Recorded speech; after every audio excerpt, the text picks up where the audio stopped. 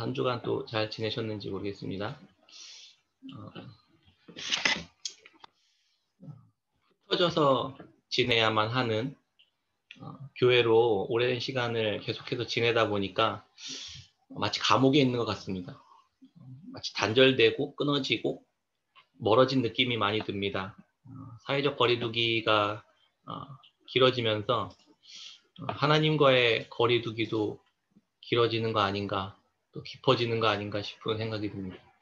다들 하나님과의 거리두기도 잘 지키고 계십니까? 이해를 못하신 표정입니다. 하나님과의 거리두기 잘 두고 계시네. 너무 거리두기는 하나님과는 하지 마시고 이렇게 끊어져 있을 때 어쩌면 더 깊이 하나님과 교제하고 말씀 가운데 묵상하는 시간들을 더 가지면 좋겠고, 이렇게 떨어져 있으니까 사실 저도 여러분들을 이렇게 생각하면서 기도하는 시간들이 아주 조금 더 늘어난 것 같은 마음이 많이 들어요. 한 분 한 분 더 하게 되고 그러면서 기도하게 되는 것 같습니다.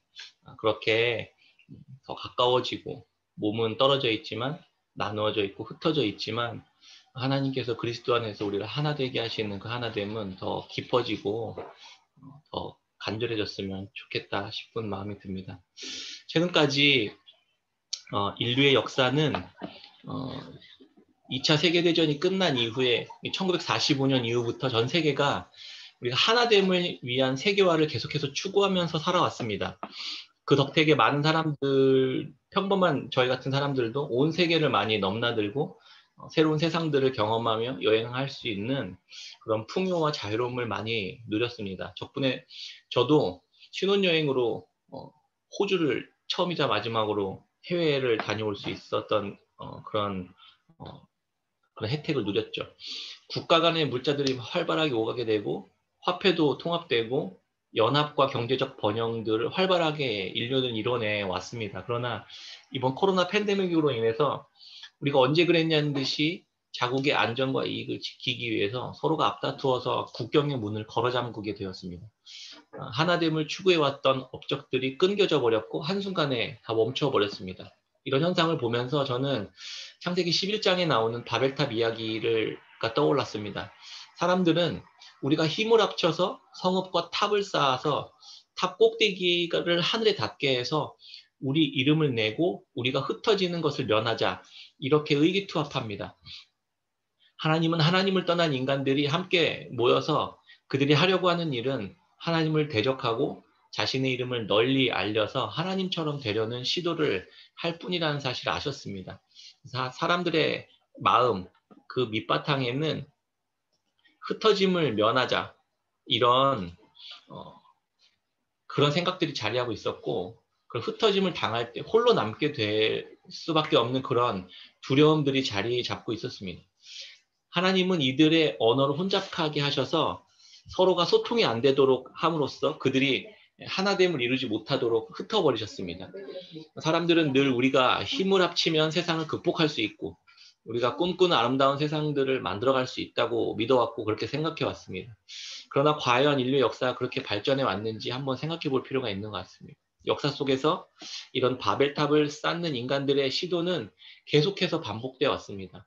자기가 왕이 되려고 하고 왕국을 세우려고 하고 자신의 통치와 다스림 아래 더 강력한 능력으로 주변 나라들을 복속시키거나 통합해내는 방식으로 하나됨을 이룰 수 있는 시도의 결과로 왕과 국가들이 탄생했습니다. 하나님은 이렇게 하나님을 대적하는 모든 시도들을 멈추게 하시지만 인간들의 끊임없는 그러한 추구는 또다시 결국 그 일들을 해내고야 맙니다. 그렇게 스스로 심판을 자초하고 멸망을 향해 걸어가는 게 인류의 역사였습니다. 하나님은 사람들의 그러한 연합을 통한 하나됨은 결코 성공할 수 없고 하나님을 통해 하나됨을 이루는 것, 그러한 연합을 이루는 것만이 진정으로 사람들을 하나 되게 하실 수 있다는 사실을 알려주시고 또 그대로 살도록 하기를 원하셨습니다. 그래서 하나님은 아브라함을 선택하셨고 하나님의 백성을 이루게 하셨습니다. 하나님이 주시는 말씀과 언약 안에서 하나됨을 이루어서 진정한 기쁨과 만족을 누리면서 살아가도록 하셨습니다. 우리는 하나님처럼 될 수 없습니다. 하나님께서 우리의 하나님이 되어주십시오라는 고백이 하나님의 백성된 자들의 고백인 것입니다. 그러나 그렇게 하나님의 선택을 받은 이스라엘 백성들조차도 주변에 살아가는 세상 나라들이 하는 모습들을 보면서 하나님이 아닌 그 옆에 있는 세상 나라들을 사랑하고 부러워하는 마음들을 품게 됩니다. 결국 이스라엘도 또 흩어짐을 당하게 된 사건이 바로 바벨론 포로기였습니다. 예수님이 또 오셔서 제자들을 통해서 교회를 세우시고 1500년이나 흐른 뒤에 교회는 또 똑같은 역사를 또다시 되풀이합니다. 예수님께서 친히 세우신 교회조차 점점 세상처럼 정치화되고 권력화되고 제도화되어서 하나님을 마음 깊이 사랑하고 하나님의 백성의 합당한 가르침대로 살지 못했습니다. 종교 제도로 이루어진 그렇게 화석화된 형식들만 남게 되었습니다. 결국 예수님을 믿고 세상을 소유하게 된 카톨릭 교회는 철저한 율법과 형식을 갖추면서 동시에 막강한 힘과 권력을 소유한 채 부정과 부패와 타락에 빠져들었습니다. 하나님의 구원도 얻고 세상도 얻는 그러한 교회는 반드시 타락하게 되어 있습니다.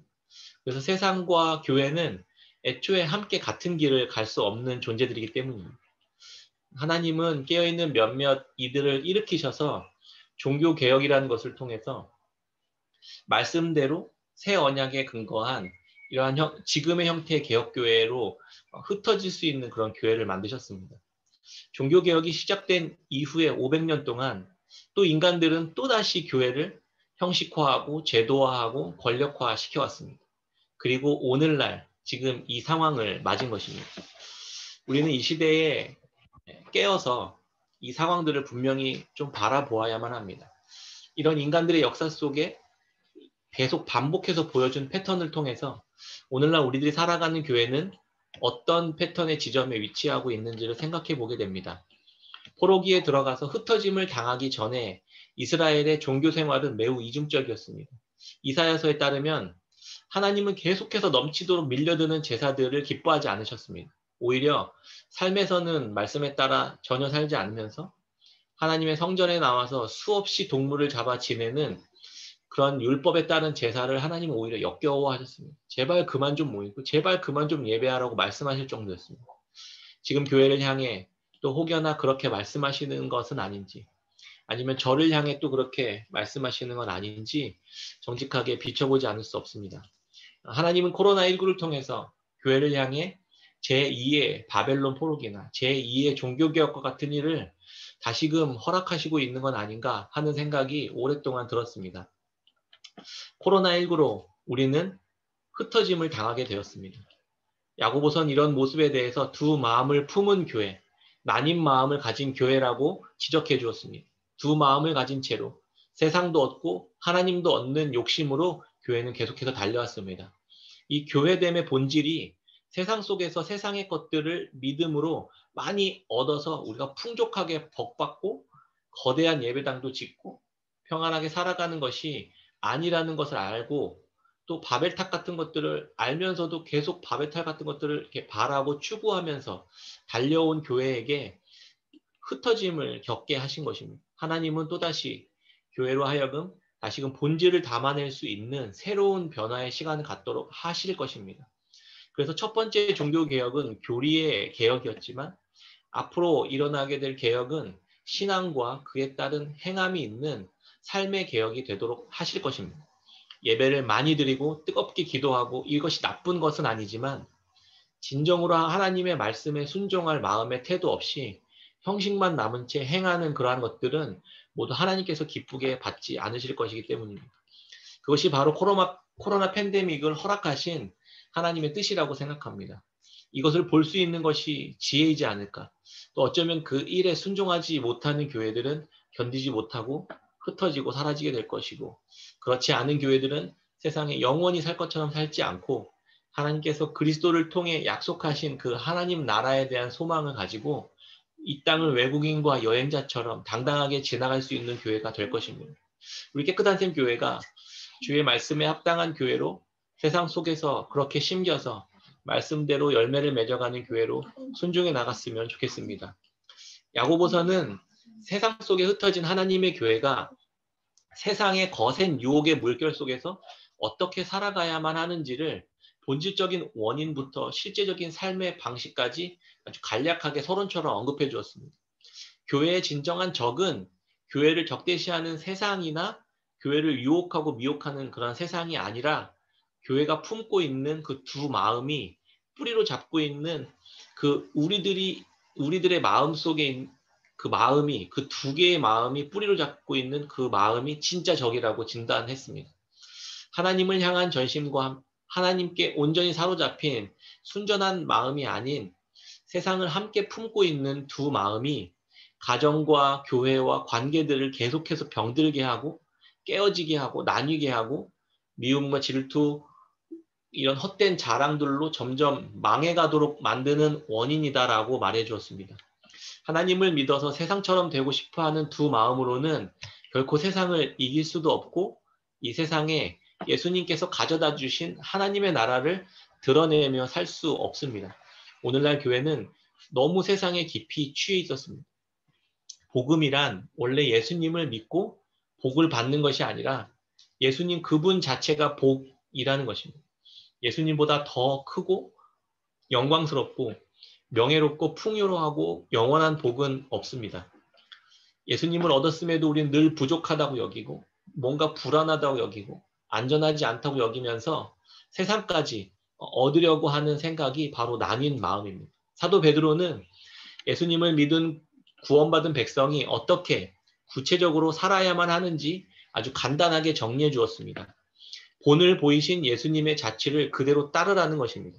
베드로전서 2장 20절, 21절 성경 있으신 분들은 같이 한번 찾아보셔도 좋겠습니다. 베드로전서 2장 20절, 21절에 이렇게 정리해 주었습니다. 같이 읽겠습니다. 시작. 죄가 있어 매를 맞고 참으면 무슨 칭찬이 있으리요. 그러나 선을 행함으로 고난을 받고 참으면 이는 하나님 앞에 아름다우니라. 이를 위하여 너희가 부르심을 받았으니 그리스도도 너희를 위하여 고난을 받으사 너희에게 본을 끼쳐 그 자취를 따라오게 하려 하셨느니라. 아멘. 예수님께서 하나님을 향한 전심과 온전히 신뢰하는 그런 순전한 마음으로 자신이 가르치신 길을 친히 세상에 오셔서 직접 걸어가셨습니다. 그리고 부활하시고 하나님 보좌 우편에 앉으셨습니다. 우리가 믿어야 할 내용이 바로 여기에 있는 것입니다. 교회도 그 길을 따라 걸어가는 자들이 되어야만 하는 것입니다. 그 길은 바로 부활에 이르는 십자가를 지는 길입니다. 뭐 예수님이니까 그렇게 하셨지. 우리는 그냥 믿기만 하면 되지. 그걸 어떻게 합니까? 라고 그런 생각이 들 수도 있고 반박할 수도 있겠습니다. 그러나 어쩌면 그러한 마음은 말씀을 온유함으로 받으라는 야고보의 이야기, 가르침에서 아직 넘어오지 못하는 것일지도 모릅니다. 그렇기 때문에 하나님 나라를 교회나 가정 안에서나 삶의 현장에서 아직 경험하지 못하고 있는 것일 수도 있습니다. 베드로는 누구보다 이런 생각을 했었던 사람이었습니다. 베드로는 예수님의 수제자였습니다. 그는 가족과 아내 또 직업과 같은 자신의 모든 것들을 다 버리고 주님을 따랐던 사람이었습니다. 솔직히 그 정도만 되어도 쉽지 않은 인생의 아주 매우 어려운 결정입니다. 그는 예수님의 가장 가까운 곳에서 최측근으로 함께 먹고 자고 생활하면서 예수님의 가르침과 행동과 그분의 생각과 뜻을 가장 가까이에서 경험하고 배웠던 수제자였습니다. 그러나 예수님께서 고난을 당하러 가야 될 때가 되었다라고 말씀하셨을 때 예수님 앞을 가로막고 예수님의 선택이 개입해서 주님 그럴 수 없습니다. 예수님을 따르면서도 그렇게 변하지 않는 그 마음속에 뿌리 깊이 간직한 자기 주장과 자기 생각과 자기 계획이 있었던 사람이었습니다. 예수님이 어떻게 십자가를 그건 아니죠. 이렇게 가로막았던 사람이에요. 그래서 예수님은 베드로에게 사탄아 내 뒤로 물러가라. 내가 하나님의 일을 생각하지 않고 사람의 일을 생각하는도다라고 엄중한 꾸지람을 들었던 사람이었습니다. 예수님께서 제자들에게 또 오늘 밤 너희들이 모두 다 나를 버릴 것이다라고 말씀하셨을 때에도 주님 모두가 다 주님을 배신한다고 해도 저는 결코 버리지 않겠습니다라고 호기롭게 외쳤던 사람이었습니다. 자기 스스로 자기 힘과 자기의 능력을 믿었던 것입니다. 그러나 베드로는 종교 권력과 정치 권력이 함께 힘을 합쳐서 예수님을 대적하고 붙잡아서 잔인하게 살해하는 그런 위협 앞에서 흩어져 버리고 무서워 떨며 도망치고 작은 소녀가 이 사람이 예수님과 함께 있었던, 저 사람과 함께 있었던 그 제자라고 그렇게 고발하는 고발 앞에서 난 예수님 모른다고 3번이나 부인하는 그러한 철저한 실패와 나락으로 곤두박질 치지는 그러한 경험을 했던 사람이었습니다. 베드로는 자기가 모든 걸 버리고 예수님을 따라 나섰고 동행은 했지만 예수님의 그 모든 가르침이 십자가로 향하는 길이라는 사실에 대한 이 최종적인 이해가 없었던 것입니다. 겉모습은 예수님을 따르는 형식을 가지고 있었지만 그 속의 가치관과 목적은 세상 사람들이 추구하는 것과 하나도 다르지 않았던 것입니다. 예수님을 따라서 복을 받고 예수님을 잘 따라서 고위직에 올라서 한 자리 해보려는 그 마음 깊은 곳에 있는 이 음흉한 생각을 포기하지 못했던 것입니다. 여전히 자기가 살아서 예수님을 등에 업고 자기를 위한 삶을 추구하고 있었던 것입니다. 우리가 예배는 드리지만 십자가는 지기 싫고 예수님을 믿고 따라서 복을 받고 천국엔 가고 싶지만 악을 악으로 갚지 않고 선으로 되갚는 그러한 십자가의 방식으로는 살아가는 것은 도무지 동의할 수 없는 우리의 교회들에게 베드로는 자신의 처절한 실패를 통해 절망을 경험하고 난 후에야 깨달은 이 복음의 본질을 가르쳐주고 있었던 것입니다. 지금껏 교회는 열심히 말씀도 읽고 묵상도 하고 훈련도 받고 온갖 예배는 열심히 드리고 기도도 뜨겁게 한다고 해도 마음 깊은 곳에 이 자기 중심성은 건드려지지 않았던 것입니다. 교회는 예배를 드리고 종교 생활하는 모습을 제외하고는 세상과 하나도 다르지 않고 오히려 세상을 더 강렬하게 추구하는 모습에 머물러 있었던 것입니다. 예수님을 따라 십자가를 진다는 것은 내 삶이 내 예상과 계획대로 내가 주도권을 가지고 움직여질 수 있는 것이 아니라는 사실을 인정하는 것입니다. 교회는 이것을 인정한 이들이 우리의 주권이 우리에게 있지 않고 하나님께 있음을 고백하는 이들의 모임인 것입니다.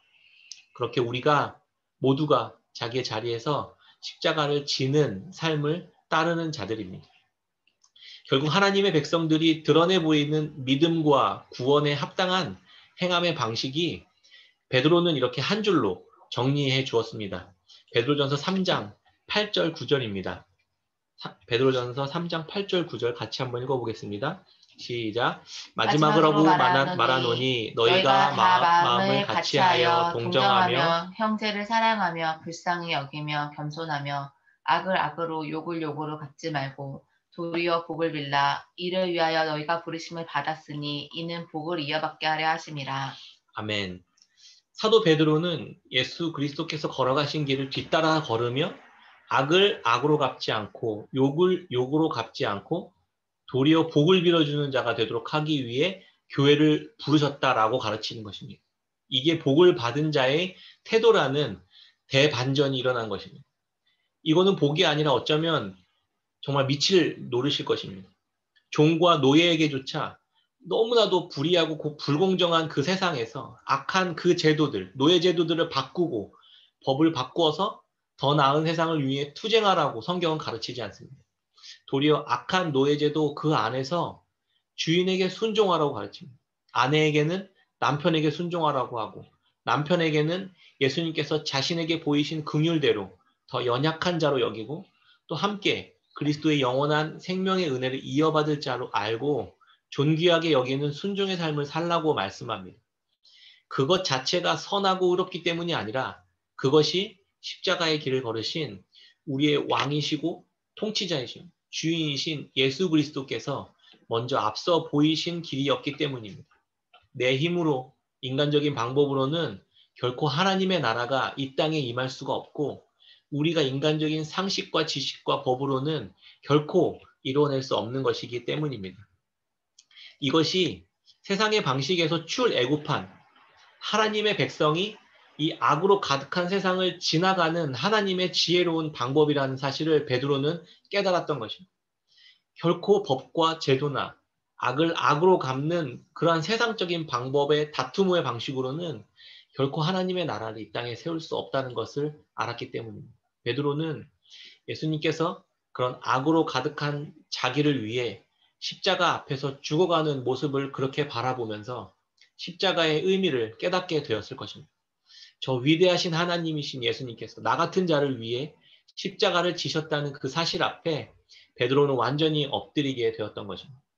베드로를 완전히 뒤집어 놓은 것은 예수님의 기적이나 능력이 아니라 예수님께서 보이셨던 십자가의 길과 부활의 증거였던 것입니다. 이제 예수님께서 세우신 교회가 이 세상을 지나 하나님의 나라에 이르기까지 따라야 할 모습은, 그 안에서 따라야 할 모습은 악을 악으로 갚지 않고 도리어 선으로 갚는 하나님 나라의 방식임을 깨닫게 된 것입니다. 그때야 비로소 이 완악한 죄인이 긍휼과 은혜로 깨어지고 새롭게 하늘에 속한 존재로 거듭나게 되는 것입니다. 세상 사람들이 왜 복음과 교회를 이토록 싫어하게 되었을까요? 교회가 세상과 하나도 다르지 않기 때문에, 교회를 통해서 세상에 없는 하나님의 나라를 보기를 기대했는데 가만히 들여다보니까 세상보다 더 세상을 좋아하고 사랑하는 이들이 모여서 음흉한 일들을 더 많이 행하고 있기 때문에, 더 이상 십자가를 지고 그리스도를 따르는 이들이 아니었기 때문입니다. 베드로는 오늘날 완전히 복음을 전할 의지도 없고 방법도 상실한 우리 교회에게 어떻게 세상 속에서 전도해야 할지 간략하게 정리해 주었습니다. 베드로전서 3장 13절부터 16절인데 제가 읽어드리겠습니다. 또 너희가 열심으로 선을 행하면 누가 너희를 헤아리요. 그러나 의를 위하여 고난을 받으면 복 있는 자니 그들이 두려워하는 것을 두려워하지 말며 근심하지 말고 너희 마음에 그리스도를 주로 삼아 거룩하게 하고 너희 속에 있는 소망에 관한 이유를 묻는 자들에게는 대답할 것을 항상 준비하되 온유와 두려움으로 하고 선한 양심을 가지라.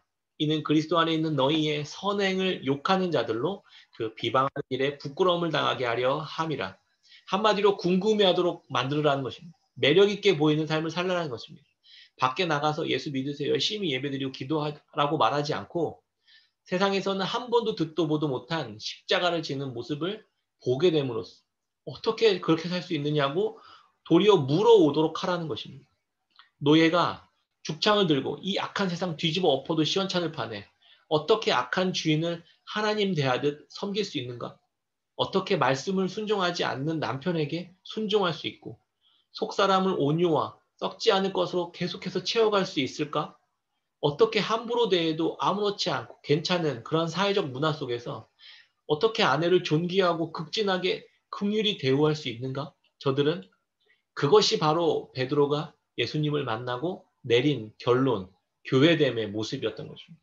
뜨겁게 예배하고 헌금 많이 하고 세상에서 출세하고 영향력을 더 갖추는 것과는 전혀 거리가 먼 내용들인 것입니다. 하나님은 예수 그리스도께서 보이신 대로 서로가 서로를 향해 긍휼을 따라 십자가를 지는 삶을 통해서 이 땅에 하나님의 나라를 드러내는 교회를 회복하시려는 것, 그것이 바로 기독교 신앙이고 교회가 보여야 할 열매의 핵심이었던 것입니다. 이것이 회복될 수 있는 제2의 종교개혁이고 이것이 오늘 이 시대의 교회들에게 하시는 예수 그리스도의 십자가 복음과 구원을 살아가는 교회를 향한 말씀인 것입니다. 말씀을 맺겠습니다.